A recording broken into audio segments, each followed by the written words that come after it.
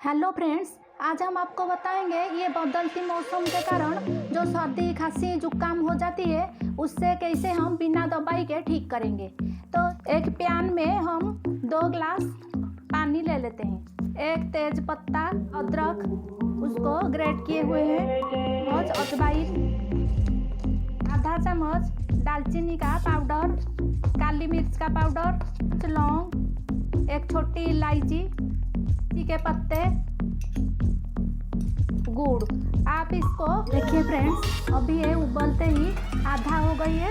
अब हम इसको छान लेते हैं। फ्रेंड्स, आप ऐसे बिना दवाई के आपकी सर्दी जुकाम खांसी सब कुछ ठीक हो जाएंगे। तो आपको ऐसे ही हेल्थ रिलेटेड वीडियो जानने के लिए आप मेरी चैनल को सब्सक्राइब कीजिए और बेल आइकन को प्रेस कीजिए। बाय।